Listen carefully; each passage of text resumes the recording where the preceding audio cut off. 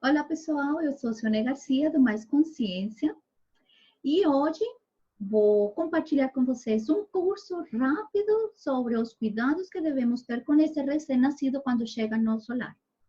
Então, na verdade, a pretensão não é que vocês saiam expertos no cuidado do bebê, mas que vocês criem coragem para conseguir cuidar do seu filho e ir se ajustando e aprendendo todo dia, porque o seu bebê vai lhe ensinar como cuidar dele. Então, o que eu vou falar para vocês ao longo dessa palestra? Vamos falar um pouquinho sobre o preparar a casa, preparar os espaços, sobre o enxoval, vamos falar sobre o cuidado de higiene com esse bebê, então o banho, o coto, as fraldas, o sol. Vamos falar rapidamente sobre o sono e a rotina desse bebê nos primeiros dias. E, é claro, sobre esse pós-parto e esse puerpério, como vai ser esse período para a mulher, para seu parceiro sentimental e para a família e amigos que vão ser a rede de apoio dessa mulher. Então, o primeiro é preparar a casa, né? Assim como a gente prepara no solar para receber um visitante muito esperado, a gente coloca o melhor lençol, coloca o cheirinho mais lindo no banheiro, o melhor jogo de toalhas. Assim mesmo, temos que preparar nosso lar para a chegada desse bebê. Esse bebê é uma pessoa completa, complexa, e ele vai ter necessidades especiais. Então, precisamos preparar os espaços, escolher onde que ele vai tomar banho, escolher onde que ele vai dormir, talvez pensar em já organizar o espaço para adaptar ao crescimento da criança. Então, aquele jogo de CDs que o papai coleciona lá no baixo de uma estante, talvez precisa mudar de espaço. Aquela biblioteca lotada de livros, todos baixinhos, provavelmente vai ser uma entretenção ótima para um bebê quando começa a engatinhar. Então, temos que pensar nos espaços da casa. Claro, quando o bebê recém-nascido chega, não, ele não vai chegar a brincar com os livros na parte de baixo da estante, mas é importante que a gente tenha em mente que a casa também precisa se adaptar à chegada desse novo ser. Então, e provavelmente você vai querer estar bem pertinho dele. Então, mesmo que você monte aquele quartinho lindo com berço, protetores de berço, poltrona de amamentação, paredes pintadas, tudo lindo, nos primeiros meses, nas primeiras semanas, pelo menos, vai ser necessário que esse bebê esteja pertinho de você, dormindo do seu ladinho da cama. Então, para isso, ou um carrinho, ou um Moisés, ou uma cama, ou berço que encaixe na cama do casal, pode ser o ideal para esses primeiros dias. Ou hoje, há muitas opções, a gente não precisa comprar. Há opções de alugar por semanas ou por meses, que saem muito mais econômicas. Então, pesquise na sua região, que provavelmente você vai encontrar. Ou até mesmo nos grupos de desapegos. Porque esses bercinhos, esses Moisés que a gente coloca do lado da cama, eles duram bem pouquinho. No primeiro mês e meio, quando o bebê dá aquela esticada, começa a bater já as perninhas e a bater nos laterais e o bercinho precisa mudar para outra alternativa. Então, eu quero que vocês pensem que na gestação a gente se prepara, mas muitas das escolhas que vocês vão fazer na gestação podem ser que mudem com a chegada do bebê. Pode ser que na gestação vocês decidam que esse bebê vai dormir sempre no seu quarto e arrumar aquele quarto lindo. Mas quando recebem esse pacotinho nos braços, vocês vão sentir uma vontade enorme de ficar grudadinhos dele e não querer desgrudar dele por um bom tempo e pensar às pressas, ajeitar um cantinho para ele ficar no quarto ali junto com o casal. Ou pode acontecer o contrário também, de vocês quererem fazer uma cama compartilhada e organizar o quarto de forma tal que adapta um bercinho ali do lado da cama do casal, mas no meio do caminho perceber que a mãe ou o pai não conseguem ter um ciclo de sono legal com o bebê dormindo ali grudadinho do casal e ser necessário uma adaptação ali, ir para outro quarto, separar o berço da cama, não sei. Então, a gente tem que estar sempre aberta para as mudanças. Então, nessa preparação da chegada do bebê, a gente precisa pensar no enxoval. Então, onde que vão ser as trocas, né? Onde que esse bebê vai dormir? Onde que esse bebê vai tomar banho? Eu começo. Para começar a preparar o enxoval. Então, para o banho, eu posso escolher banheira, eu posso escolher o furo baby ou baldinho. Esse bebê pode dormir num berço, pode dormir nas primeiras semanas em um Moisés ou um bercinho alugado, um bercinho acoplado que se aluga, ou um bercinho pequeno do lado da cama do casal, ou um Moisés que foi do pai, enfim. Não é necessário vocês terem o quarto perfeitamente montado quando o bebê nasce, tá? Então, provavelmente, esse bebê, nas primeiras 4 semanas, vocês vão querer ter esse bebê junto do casal. Então, depois dessas 4 semanas, aí vocês vão decidir, bom, queremos que ele vá para seu quarto, para seu bercinho, vamos comprar um berço que dê para colocar do lado da nossa cama. Então, às vezes, a gente toma decisões precipitadas na gestação, e eu falo por experiência, que depois pesam no bolso. A gente fica com aquele berço lá, aquele trambolho lá, que só vai carregar roupa suja. Na minha experiência pessoal, o berço só serviu na primeira filha justamente para guardar roupas limpas e roupas sujas, porque eu não utilizei. Eu acabei utilizando um berço desmontável do lado da minha cama e, posteriormente, uma cama de solteiro como tal. Então, onde que esse bebê vai fazer as trocas? Vai ser necessário um trocador? Esse trocador, ele também tem uma data de validade, tá, gente? Assim que o bebê começa a virar, desvirar, começa a ser muito difícil controlar ele no trocador. Então, talvez pensar em um trocador que possa evoluir depois para outra coisa, uma cômoda, não sei, para fazer rendir o dinheirinho, né? Esse trocador também, quando for sair de viagem ou de casa, posso ter um trocador portável também. Também é baratinho e muito fácil de conseguir. Quantas coisas vão precisar? Quantas fraldas? Que tipo de fraldas vão usar? Hoje temos fraldas descartáveis e temos fraldas sustentáveis, fraldas de panho modernas. Depois eu vou falar mais um pouquinho sobre elas. E enquanto a acessórios também. Chupetas mamadeiras, correntinhas para chupeta, tem um monte de coisas ali que não são necessárias nas primeiras semanas, que, aliás, chupetas mamadeiras são contraindicadas. Então, talvez essas quantas coisas é bom sentar e planejar, fazer uma lista. Importante também pensar nessa chegada do bebê, quando que vão ser as visitas? Eu vou alterar alguma coisa para as visitas? Quando que eu vou querer mudar esse local de dormir? Quando que essa mãe volta a trabalhar? Tudo isso faz parte desse planejamento, né? E também, então, pensar como vai ser o nascimento, como vai ser a alimentação. Eu quero amamentar, eu vou tentar amamentar, mas estou aberta à fórmula infantil, ou eu vou dar predileção para a fórmula infantil. Como que esse bebê vai sair de casa? Quando andar de carro, eu preciso ter um bebê conforto. É o melhor e o mais seguro. O bebê não viaja no colo, tá? Qual bebê conforto eu vou usar?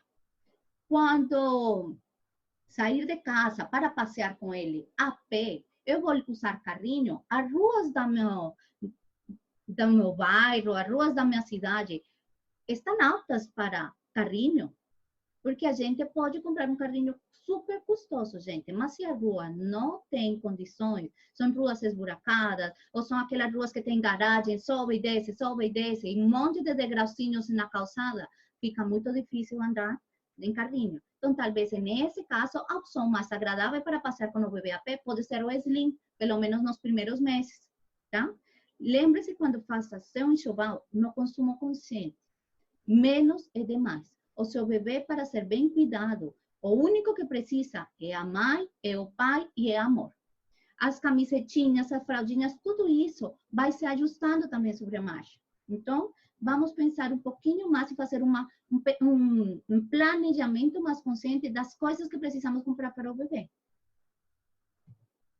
Então, eu fiz uma listinha básica com itens que não podem faltar no enxoval. Roupinhas, itens para transporte, itens para higiene, itens para o banho.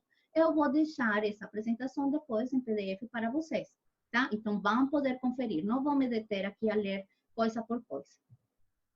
O que sim quero falar para vocês são algumas pegadinhas, né, que a gente vê. Que, como mãe de primeira viagem, eu caí nessas pegadinhas e muitas mais acabam caindo também, porque afinal é o que sustenta a indústria, né? Então, por exemplo, as famosas mamadeiras que imitam o seio.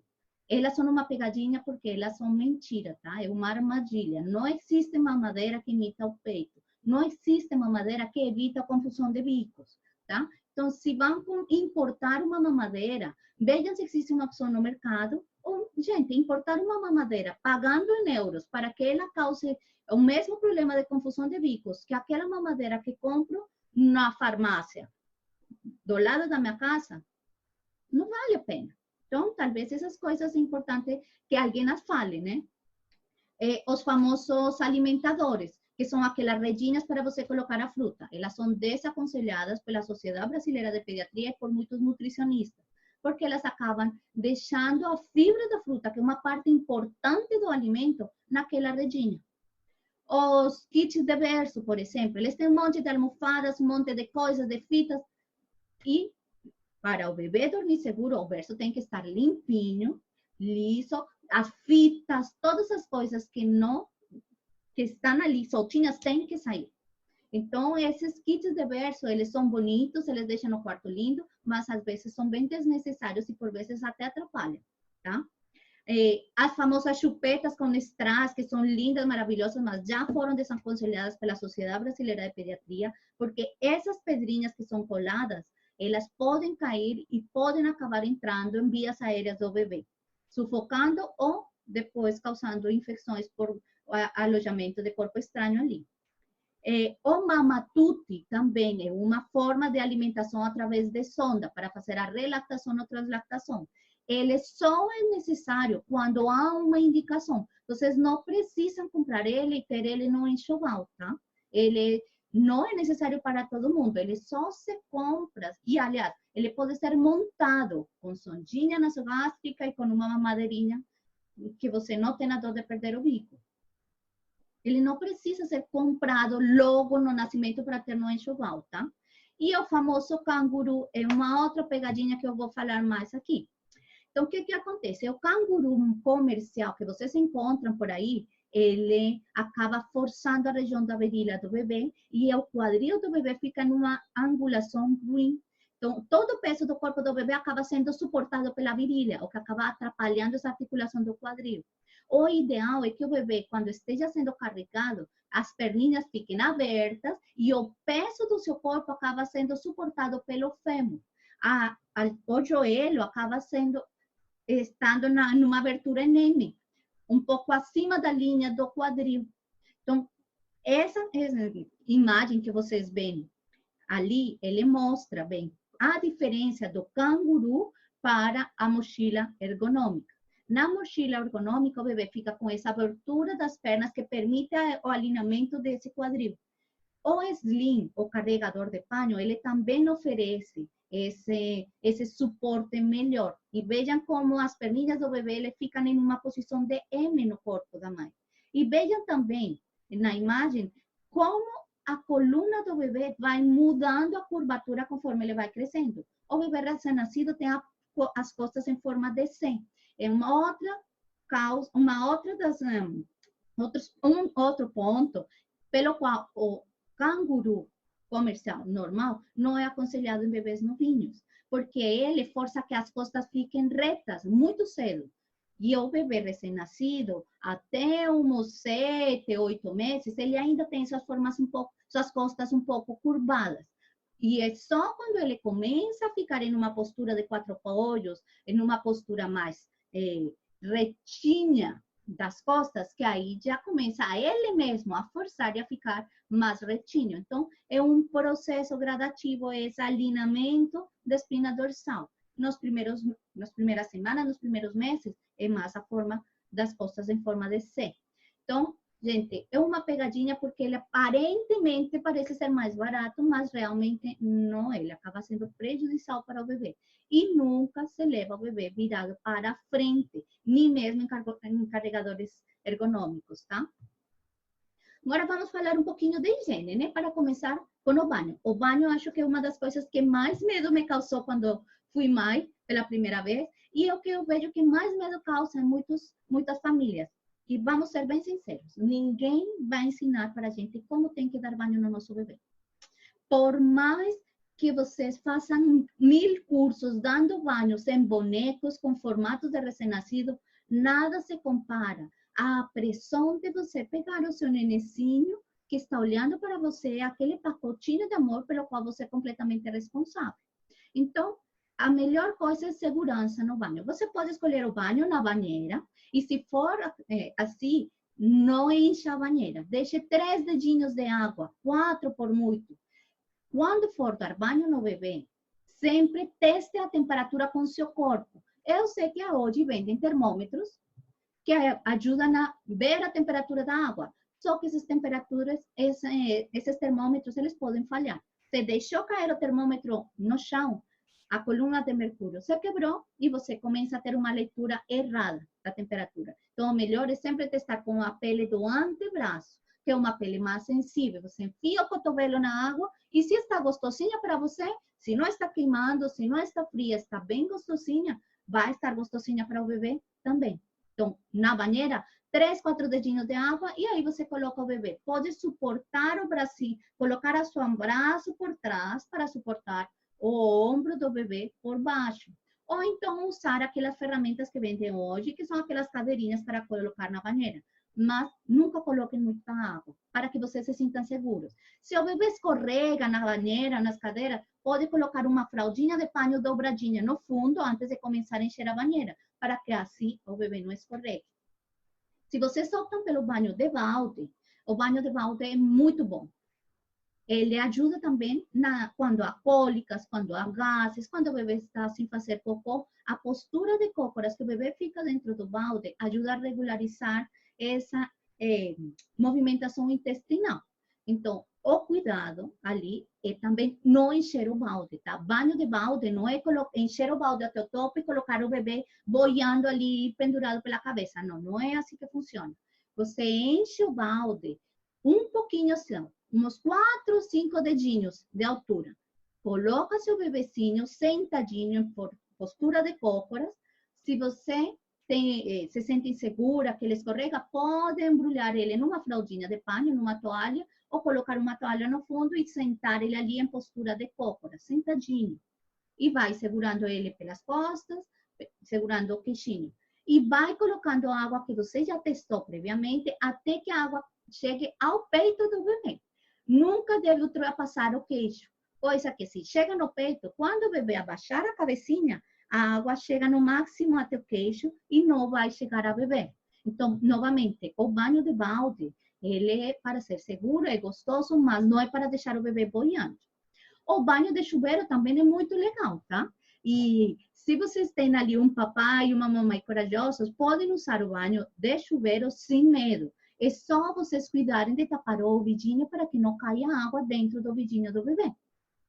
Podem usar uma fraldinha para se firmar com o bebê, levar um banquinho para tomar banho sentados, as mães ali nesses primeiros dias, ou até mesmo o pai. É bom, antes mesmo de começar a dar banho, vocês já prepararam tudo que vão usar. Então, vai tomar banho, saiu do banho, já embrulhadinho na toalha, e onde ele for, no trocador ou na cama onde for, vestir o bebê, já ter tudo. A fraldinha, o álcool, a pomadinha, as roupinhas, tudo pronto. Vocês entram no banho só quando já tem tudo preparado para a saída do bebê. Seja na banheira, seja no baldinho, seja ali no chuveiro. Eu vejo que muitas famílias acabam usando aquela banheira que tem trocador em cima. Só que dependendo do tamanho do banheiro, pode ser bastante desconfortável. Então, às vezes é melhor vocês dar o banho e sair do banheiro com a toalha para ir a um lugar seguro. Estejam seguros vocês mesmos, se sentindo em liberdade e movimento para poder relaxar o bebê, tá? Então, durante o banho, tenham segurança. E, gente, banhos vocês podem dar quantos quiserem por dia. A aguinha não faz mal. Agora, para banho higiênico, quando se usa o sabonete, esse sim, apenas uma vez, para não agredir demais a pele desse bebê, tá? O bebê não precisa banho nas primeiras 24 horas. Só se fizer aquele cocôzão enorme que explodiu a roupa toda e precisou banho. Aí sim. Mas, ao contrário, não é necessário banho nas primeiras 24 horas de vida. E vamos combinar que um bebê que só fica dentro de casa e apenas mama, não vai ter muito o que se sujar. Então, também não precisa ser um banho super longo, só se o bebê gostar. Então, vocês vão ver que cada bebê tem sua personalidade. Então, pode ser que o bebê chore durante o banho, daí eu tento fazer as coisas o mais rápido possível e sair logo para acalmar esse bebê. Ou pode ser que ele curta o banho e relaxe, e então aí eu deixo esse bebê relaxando mais uns minutinhos, evitando que a água se esfrie, claro, né? Mas é isso, o banho, gente, é questão de criar coragem e se permitirem testar, tá? Não faz mal que vocês esqueceram lavar a cabecinha com shampoo um dia. Não tem problema. Amanhã, no dia seguinte, vocês lavam com shampoo. Pode acontecer da moleirinha começar a ter uma secreção, um acúmulo ali com uma costrinha. É secreção, é cera ali. Então, não é uma sujeirinha, não precisa ficar esfregando. Se não sai só com shampoo, óleo de amêndoas doces, uma gotinha e passar uma escovinha ali de cabelo e só. Não, mas é uma coisa bem rara de acontecer, é só se acontecer, tá? Obviamente, então, o coto, que também é uma coisa que causa bastante aflição, porque o bebê, a gente recebe o bebê da maternidade nesse estilo, com um coto ainda gelatinoso, branquinho, preso com uma pinça de plástico, que às vezes é desconfortável para ele e para a gente também, mas vocês não mexem nele, tá? Essa pinça tem que cair junto com o coto mesmo. Só na consulta das 7 ou 10 dias com o pediatra que vocês vão avaliar se pode, e o pediatra que vai fazer isso, retirar essa pinça, trocar por um fiozinho de algodão, ou se ela já pode sair porque já secou essa parte, tá? Então, vocês não mexem nesse grampinho. O coto, ele pode demorar para cair de 7 a 10 dias normalmente, mas em algumas condições raras pode demorar um pouquinho mais. Então, pode ter cotos que demoram 20 a 30 dias porque são gelatinosos. Por isso, é importante sempre estar acompanhando ali com o pediatra. O coto não precisa mais que limpeza com álcool 70% em todas as trocas de fralda, ou pelo menos umas 3 a 4 vezes por dia. Hoje há uma discussão ali, uma tendência em países europeus, de não fazer mais a limpeza com álcool 70 no coto. Porém, no Brasil, a recomendação do Ministério da Saúde, que é a recomendação também que a Sociedade Brasileira de Pediatria acata e orienta, é manter a limpeza com álcool 70. Até porque a gente tem um Brasil muito extenso, onde há regiões muito úmidas, e o álcool 70 favorece a cicatrização, porque ajuda a secar o tecido, a mumificação desse tecido. Tem regiões que são muito úmidas, que realmente é preciso uma ajudinha, senão aquele coto fica completamente gelatinoso. Então, limpeza umas 3 a 4 vezes por dia. Não dói para o bebê, sabe? É só álcool 70 com um cotonecinho ou um pouquinho de algodão. Limpou suavemente ao redor do coto e pronto, passou. Ele pode ser que ele estranhe um pouquinho, porque o álcool dá uma sensação de frio, mas não é mais do que isso, tá? Não sente dor, não tem nada. Se vocês percebem vermelhidão, secreção, protuberâncias no umbigo, é importante acionar o pediatra imediatamente. Não se colocam faixas, nem moedas, nem se faz nada para perturbar esse umbiguinho. Qualquer alteração tem que ser questionada ao pediatra, tá, gente? As fraldas, então, né? Então, a gente hoje tem aquelas fraldas de recém-nascido, que elas vêm, inclusive, com um buraquinho no meio para dar espaço para esse coto. O que é importante saber aí? Bom, bebês recém-nascidos, eles basicamente vão comer e fazer cocô. Mamou, começa a barriguinha a se mexer e paf, vem o cocô. Então, não adianta muito vocês trocarem a fralda antes da mamada, porque provavelmente durante a mamada vai vir cocô e em algum momento vocês vão ter que trocar as fraldas com o bebê de barriguinha cheia. Então, eu geralmente oriento as mães a esperar que o bebê acorde bem, dar uma olhadinha na fralda. Se não tem cocô antes da mamada, dá de mamar primeiro e aí sim, provavelmente vai vir cocô. Depois a mamada troca a fralda. Como a barriguinha vai estar cheia, para evitar que ele regurgite, a gente não levanta as pernas para cima. Rola o bebê para um ladinho, tira a fralda, limpa, rola o bebê para outro ladinho, tira a fralda novamente, retira, termina de limpar. As meninas, se você está esperando ali, menina, então as meninas, a fraldinha ou a sujeirinha se limpa para trás, sempre, desde recém-nascido até maiores, tá? Para evitar que os resíduos do cocô tenham contato com a uretra, porque é uma das causas principais de infecção urinária nas meninas, tá? Então, sempre se limpa para trás.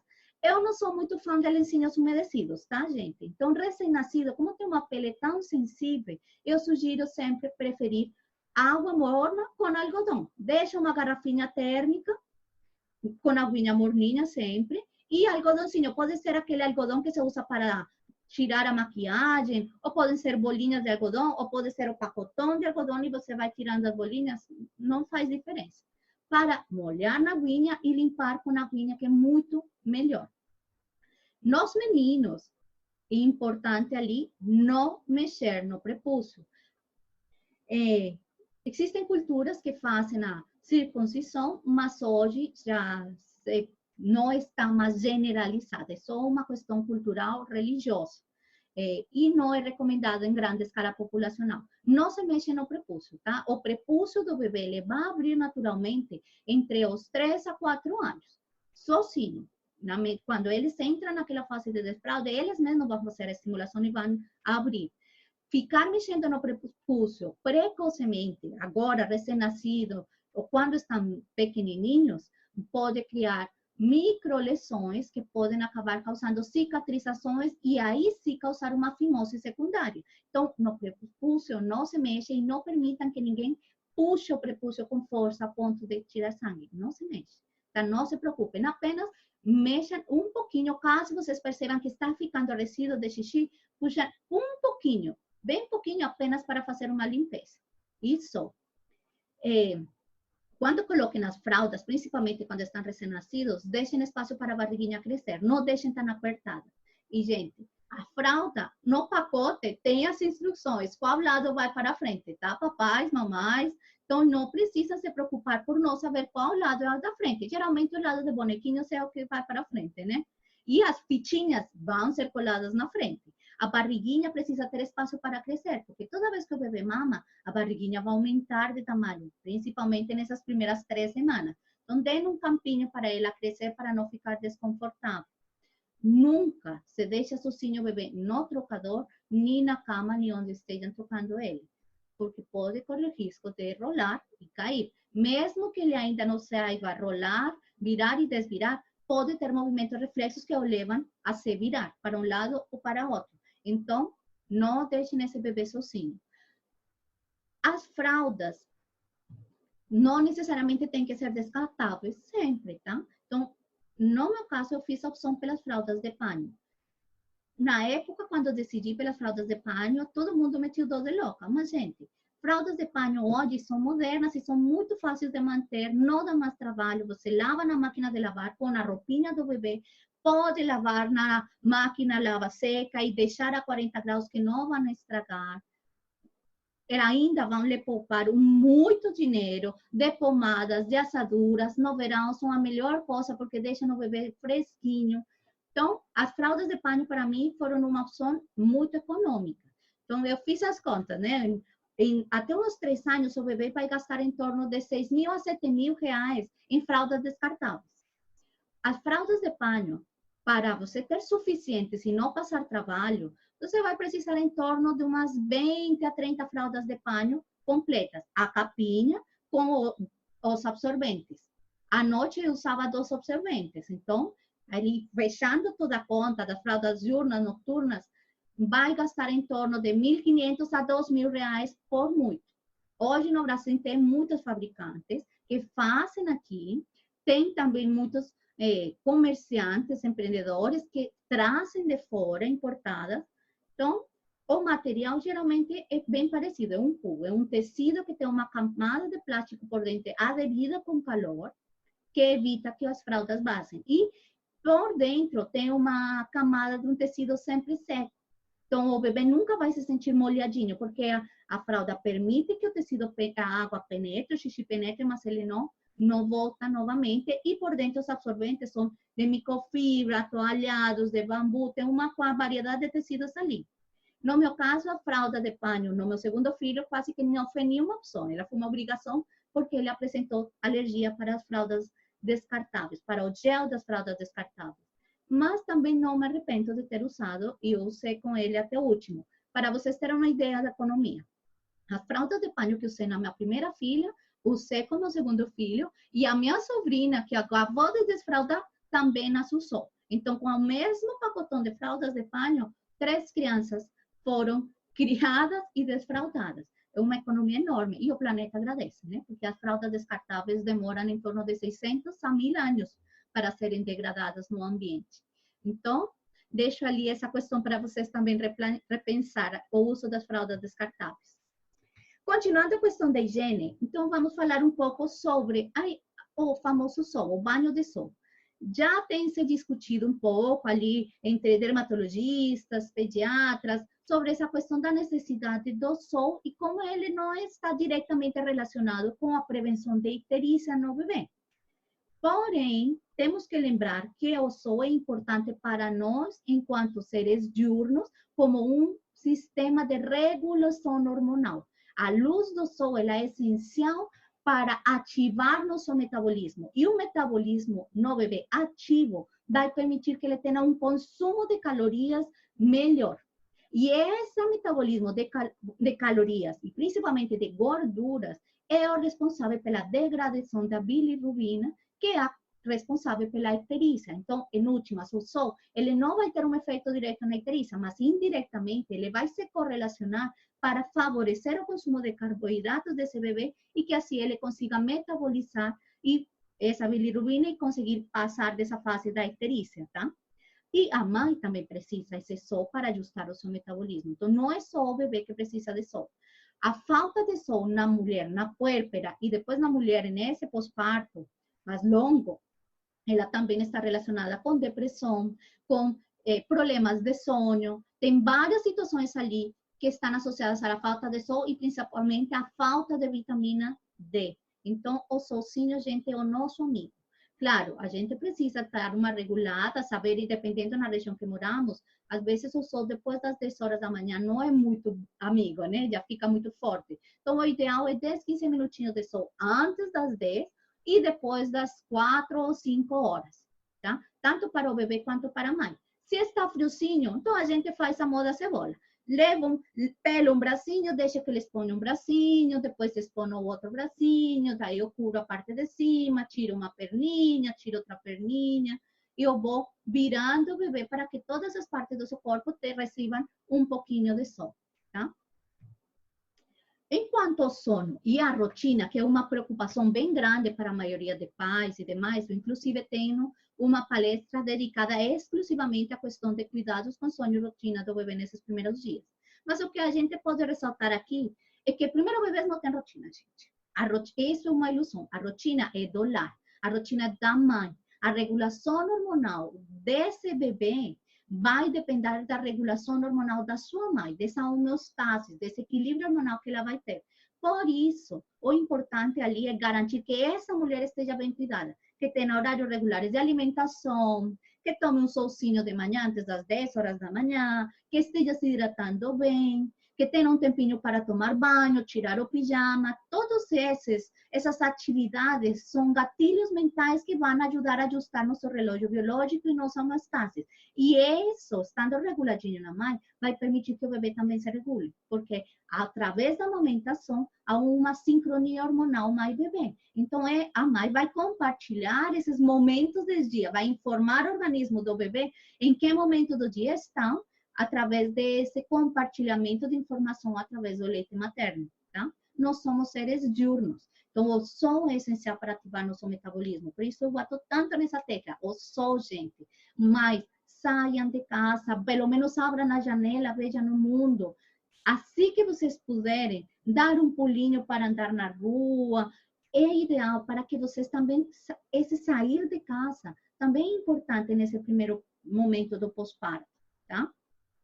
O colo é a ferramenta principal para estimular esse bebê, principalmente quando estão dorminhocos, e que vai ajudar a regular as funções vitais do seu bebê. Então, se esse bebê apresenta um baixo ganho de peso e está muito sonolento, colo nele, de preferência pele com pele. Esse colo pele a pele vai ajudar a diminuir o trabalho e a energia que seu bebê vai gastar com a manutenção dessa temperatura corporal, vai ajudar a firmar e regular a função respiratória, batimentos cardíacos, e vai estimular esse bebê com seu ritmo respiratório para que ele acorde e mame o que precisa mamar, tá? A amamentação do bebê nos primeiros dias, ela não tem regras, tá? O bebê não vai pegar o peito e mamar 40 minutos seguidos. O bebê, ele provavelmente vai vir o peito e fazer ciclo de 2, 3, 5 minutinhos mamando vigorosamente, para, descansa 2, 3 minutinhos. Se vocês veem que ele dorme, então você tira o bebê do seio, acorda, aproveita para fazer a troca de fralda e volta com ele até chegar uma hora que ele solta o peito e capota e já não acorda mais, mesmo você trocando a fralda e fazendo mil coisas. Então, a mamada do bebê, ela precisa ser avaliada. Tem uma palestra exclusivamente para a questão da amamentação do recém-nascido como tal, tá? Então, e no pós-parto e o puerpério? Quais vão ser esses cuidados, então? Precisamos pensar o que significa esse pós-parto e esse puerpério, né? Então, durante esse período que a mulher está em recuperação fisiológica do seu corpo, o útero, ele está enorme e está voltando ao seu lugar. Esse bebecinho que durou durante 9 meses morando ali num verdadeiro paraíso, está se adaptando à nossa vida terrena. Agora ele está descobrindo fome, sede, calor, frio, todas essas sensações e está se adaptando a elas. Então, é um momento, esse pós-parto, um puerpério, não apenas uma recuperação para a mulher, uma adaptação para o bebê, mas também uma adaptação para a mulher, que deixou de ser uma gestante, deixou de ser uma mulher só para virar uma mulher e mãe, tá? E uma adaptação para esse casal, que deixou de ser apenas um casal e agora é um casal com um filho, uma família. Então, é uma adaptação para toda a família, inclusive. Para a sogra, para a mãe, para os novos tios, entender e aceitar a nova realidade dessa família, né? Então, vão ser um período que várias relações vão ter rearranjos e é importante entender que pode ter conflito, que a mulher vai ter altos e baixos emocionais em função dessa adaptação a essa nova vida, que o casal vai ter altos e baixos emocionais também em função dessa nova vida como família, que a mulher ainda vai ter esses altos e baixos bem intensos também em função das mudanças hormonais que são tão severas nessa parte, né? Do parto ao nascimento, há uma queda de progestênios, estrogênios. Então, a mulher passa por uma bomba hormonal e pode demorar um pouquinho a cair a ficha, tá? Então, nem sempre esse pós-parto bate logo de cara nas primeiras semanas. Recém a gente sai da maternidade, parece que estamos no automático. Mas vai chegar uma hora que a ficha cai. Então, é importante reconhecer os sinais, saber que estamos sensíveis. Chorar faz parte e faz bem a gente extravasar essas emoções. Se temos com quem desabafar, melhor ainda. Tá? Pós-parto e puerpério não é fácil. Nesses primeiros dias, é a famosa lua de leite, né? A gente não tem a famosa lua de mel quando o marido recém se casa. Bom, no pós-parto e puerpério, a lua de leite é o tempo para a gente se descobrir com seu bebê, para ficar ali pele a pele, no colinho, descobrindo olhares, descobrindo gestos, descobrindo cheiros. Esse tempo que a gente se dedica sem medida a esse bebê é muito importante para a formação de um vínculo afetivo com o bebê. A maternidade ela não é automática. O amor mãe-filho nem sempre é instantâneo, ele também precisa ser construído. O amor pai e filho também precisa ser construído. Então, esse momento da lua de leite, esse tempo para mãe e filho, também precisa incluir, em alguns momentos, o pai, tá? Então, é importante ali estar sem preocupações. Se a mulher no pós-parto, mesmo estando em casa, ela não pode ser responsável por fazeres domésticos, por cozinhar, por lavar roupa, por nada disso, gente. Nem mesmo roupinhas do bebê. Então, antigamente, as vovós falavam que a mulher, durante 40 dias de resguardo, não podia nem esquentar, nem esfriar o ventre. Ou seja, não podia nem cozinhar, nem lavar roupa, né? Antigamente se lavava em pia. Mas isso tem uma razão de ser. o pós-parto, o momento de recuperação para essa mulher. Estar em casa e cuidar do recém-nascido é trabalho de 24 horas por dia, 7 dias por semana. Não dá tempo de mais nada. Então, essa mulher precisa de cuidado. Ela não está em condições de cuidar, de lembrar as suas refeições ou de que se dirá cuidar das refeições de mais alguém, tá? Então, esse período da lua de leite é um momento para cuidar dessa dupla, para proteger a mãe e seu bebê sem interferências de terceiros, tá? E o pai, ele também experimenta um puerpério masculino, né? Ele está caindo ficha, está se descobrindo pai, está descobrindo o seu novo papel no lar como protetor dessa dupla, está se descobrindo também um novo papel no relacionamento com o casal. Então, há ali uma dinâmica que se está mexendo em todas as relações, está se rearranjando os papéis que as pessoas estão cumprindo nessas relações. É normal ter um pouquinho de conflito, sabe? Então, ser cientes disso vai nos permitir encarar essa nova realidade com um pouco mais de consciência. O pai de agora é um observador, é um protetor e é um cuidador dessa mulher, tá? Eu vou falar, então, sobre qual que é o papel dessa rede de apoio ali. O pai, a família, os amigos. O papel dessa rede de apoio não é cuidar do recém-nascido, tá? Se a mãe pode cuidar do bebê, é ela que cuida do bebê. O papel da rede de apoio é cuidar da mãe e do seu entorno, para que ela possa se dedicar completamente ao seu filho, liberar essa mãe das preocupações mundanas. Então, essa rede de apoio tem que garantir que ela esteja se alimentando em horários regulares, muitas vezes ficar do lado dela para garantir que ela coma ou pegar o bebê e dar 5 minutinhos para que ela tome o café da manhã.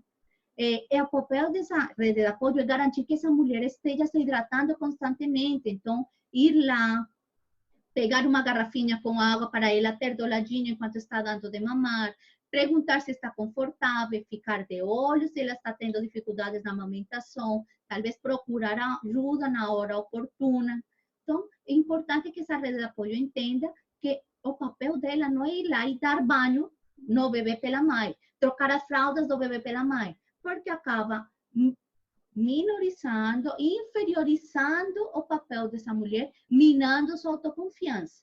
Então, essa mulher aprende muito mais, aliás, essa família, pai e mãe, aprendem muito mais sobre como trocar uma fralda quando uma fralda vaza toda e explode o cocô por todo lado, porque ficou mal apertadinha, mal colocada, do que nas fraldas que a vovó coloca perfeitamente sempre, tá? Então, aprender é um processo que implica muitas vezes tentativas e erros. Errar faz parte, tá? Não se preocupem se o banho não ficou perfeito, se vocês esqueceram de passar o shampoo dessa vez. Não se preocupem se a fralda vazou numa vez. Errar faz parte, todo mundo erra. A maternidade, ela está ali para nos ensinar o tempo inteiro. Então, é melhor, nesse momento do pós-parto, do puerpério, avaliar as relações familiares, as pessoas que estão ao redor.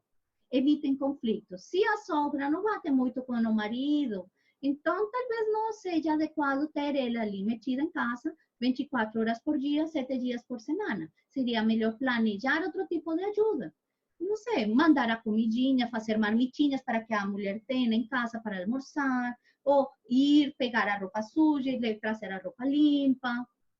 Existem muitas formas de oferecer ajuda como uma rede de apoio para poder evitar os conflitos. Se a mãe, se a filha, elas não se batem muito bem, então não é hora do conflito, e não é hora de impor, é hora de proteger a saúde física e emocional dessa recém-mãe, com seu bebê recém-nascido e dessa família nova.